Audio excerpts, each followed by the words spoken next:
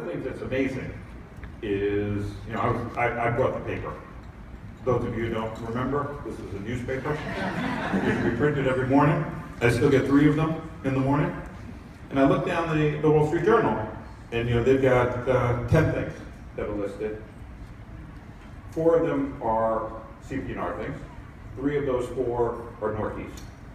If you look at the front page of the business section, right, we got Kroger, we got Nestle, we got Nike. And then those of you who are connected to your phone probably heard the news this morning that Amazon is acquiring Whole Foods. So we are the center of the universe right now. It's a simple truth of the matter, right?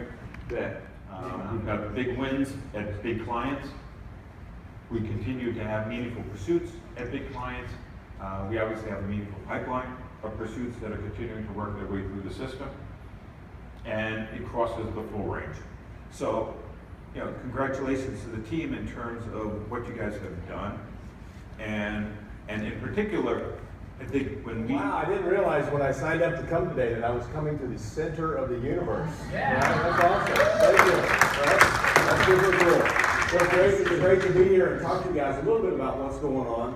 But most importantly, it's great to be in front of the coolest sector that exists, right? So when you think about sectors, and yeah, I can go to life sciences and get drugs, but man, when I come to CPR, right, I mean, I get to go out and serve great clients like Coach and get 60% off of cool bags. Try to go up to Constellation, get some nice things at Constellation. Even Church of Dwight gives me things from time to time that are good, right? So this is the place to be. But now I'm excited to be here. Sean asked me to make a few comments, but then to do Q&A. So I'm going to try to get through a few updates real quick and then answer some questions. But I'm excited to be here to talk to you about what's going on from a performance standpoint, because I would say in the Northeast we are the center of the universe, just like you are, but also to give you some perspectives on the new strategy, because we're excited about the new strategy, where we're headed, what we're doing. And as Sean said, I think we can all agree that bricks and mortar retail is going through a really challenging time. It's been changing dramatically, even just in the past few years. And at the core of this change is technology. The fact that it's becoming more and more embedded into our everyday lives.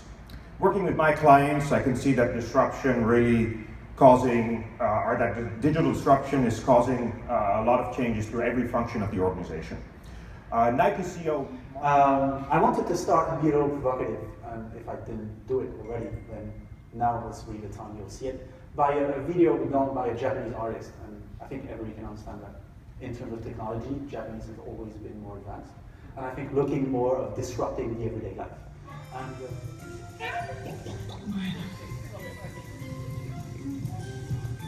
Hola otra vez.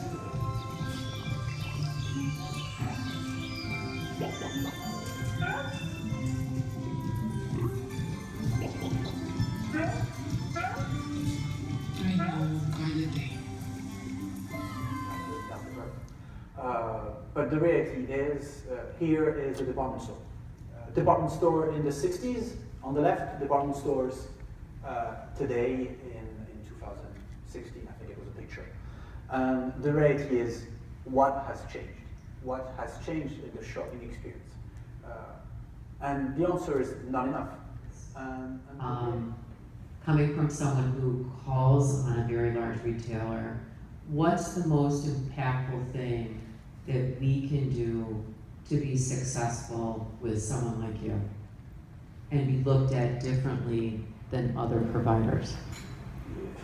So I think the place of that professional service is growing more and more, because the more there's a change management required, the more you need the support. I think there's 2 elements, and I'll try to think if there's not more while I speak. But the first one for me for sure is showing that you have the right expertise and experience, because we are always trying to go with true experts that know what they talk about. A big issue right now. 3 questions for you guys, and hopefully we'll bring some of these together. Number 1 is, what do we actually mean by this thing called digital? I'm sure if we went around the room and asked everybody to define it, we'd probably end up, A, all over the place, but they would logically group into a couple of different areas, so stay tuned for that. Second is, what does that actually mean for the organizations and our clients and prospects? And then growth being critically important, how do we think about it? And then what we'll do, a little Q&A, and please, I know there's no EY audience that is labeled shy, so questions along the way, please. We're gonna go into breakout group discussions, and it's all about how do we drive growth with clients and prospects, what are the key themes, and I'll connect the dots to the EY digital value proposition. I'm a member of the Global Digital Task Force for EY. I also run digital strategy for TAS in the Americas, so then we'll talk about the aspects of build versus buy and how do you think about that, and then hopefully we can focus on some client and prospect activities in the Northeast, okay? So we started this morning talking about being more to our clients and being reckless and potentially being more reckless. And so what we've done is we've divided you up into teams to help facilitate some of this dialogue to allow you to be specific and take all the data that we've talked about today. Anand gave some great examples of some digital disruption that we've been seeing, some across beauty, food, apparel, other categories we've seen across RCP. Glenn just walked us through several different examples of disruption. And what we want to do is talk about a few different entry points that we see to be common either conversation starters or just even issue identifiers that we see happening with clients. And then we want to separate you to have those conversations about some of your clients and really be specific and talk about within your current clients, where are some of these opportunities where you either now have better information, you're equipped with more data to go and start those conversations where maybe in the past you have not had that opportunity. What resources do you need in order to do that? And are there new potential clients? Are there new potential accounts that maybe before we didn't have a right to go talk to? We talked about as well, that's true, and they're actually really, really good at it, but if they don't do anything ever, at some point they will probably suffer for that.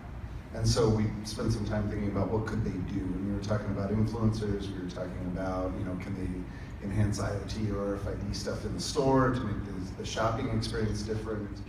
The idea is to collect more customer data quickly and really just be able to focus on, it's more the digital. So if you look at whatever it was this morning, 98% of growth will either come from e-commerce or from digital influence. To me, TJX falls into the digital influence. Their merchandising model is really the latest, best thing, and you need to go to the store every day to get best. I mean, on average, their inventory turn is 3 weeks in a store. Announced and are completing the acquisition of Kate Spade.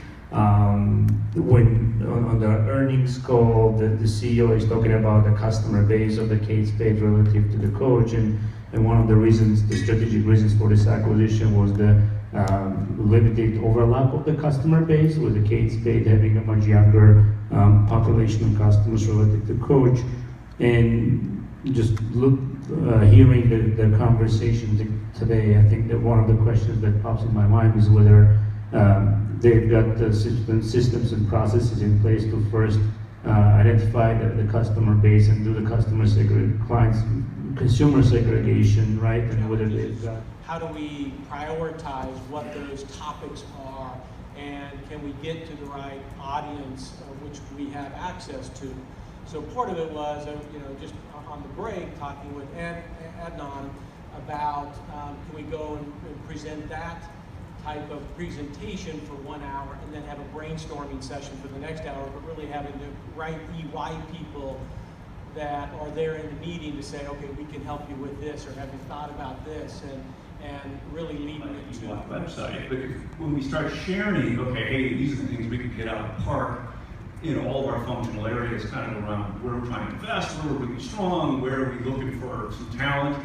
I think if we went around this group and asked people that, we'd get a lot of different answers, in my sense. I know I couldn't articulate it from many chunks of EY.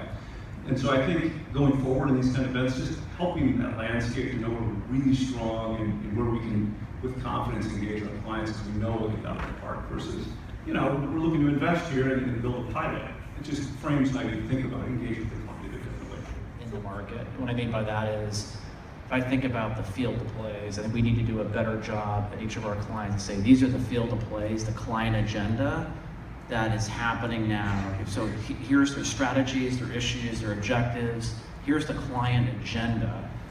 and oftentimes, and I'll raise my hand saying I could do a much better job of articulating my own field of plays to my clients in terms of thinking about in the client's shoes versus EY. If you pick up the field of plays right now, they reflect our service lines.